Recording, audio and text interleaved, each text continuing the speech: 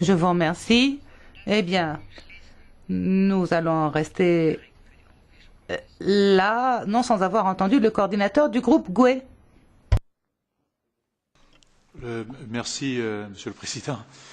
Merci, Monsieur le Commissaire, pour le travail de consultation qui a été fait avant de la présentation de votre communication. Il y a beaucoup d'éléments de réorientation dans ce que vous proposez. Des éléments, la philosophie générale marque une réorientation. Le concept d'agriculteur actif, je pense, est assez important dans la distribution des aides. L'enjeu du plafonnement des aides aussi, je pense que c'est une réorientation importante. L'idée des mesures incitatives, notamment d'aide incitative pour l'environnement également, comme d'ailleurs ce que vous dites autour de la flexibilité, ce sont des choses très intéressantes. Maintenant, nous sommes confrontés quand même à un certain nombre de problèmes. Je ne sais pas si vous avez des éléments là-dessus. Certains de nos collègues l'ont évoqué, mais est-on sûr que le budget va pouvoir être maintenu, au moins maintenu, car il y a quelques inquiétudes autour de ça.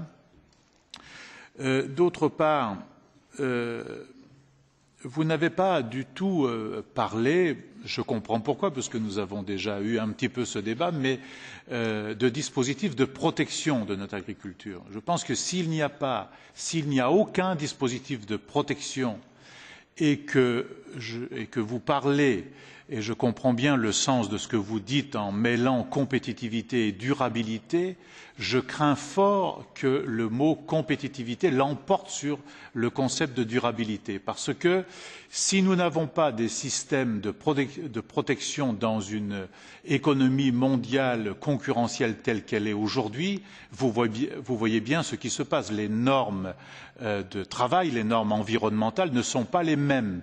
Et donc, la compétition se fait au détriment de l'agriculture européenne. Et je ne parle pas de la compétitivité entre nos différentes agricultures, car je crois qu'il n'y a pas qu'une agriculture européenne, elle est diverse, je crois, et c'est tant mieux ainsi. Et lié à cela, évidemment, une partie de ce que vous dites est conditionnée à deux choses. Une chose extrêmement lourde, c'est la fin du cycle de Doha, comment ça se termine, est-ce que vous avez des éléments là-dessus, et puis des accords bilatéraux.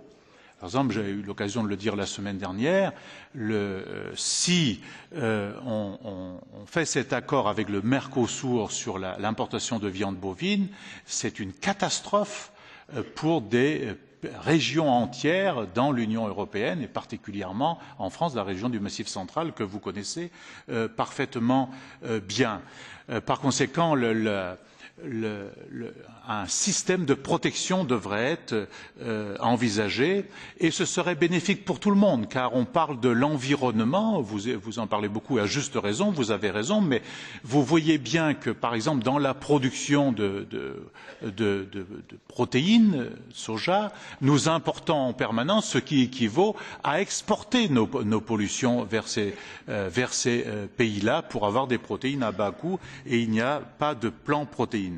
Enfin, l'autre chose que je veux vous dire, je comprends bien ce que vous tentez de faire avec l'idée du filet de sécurité et de maintien d'un minimum d'intervention.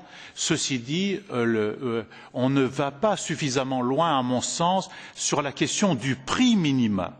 Parce qu'un prix minima combiné avec votre plafonnement des aides, je pense que c'est quelque chose à étudier aujourd'hui, d'autant que vous allez avoir quand même des libéralisations, notamment en ce qui concerne la fin des quotas laitiers, qui met notre agriculture dans une compétition internationale et intra-européenne difficile. Bene.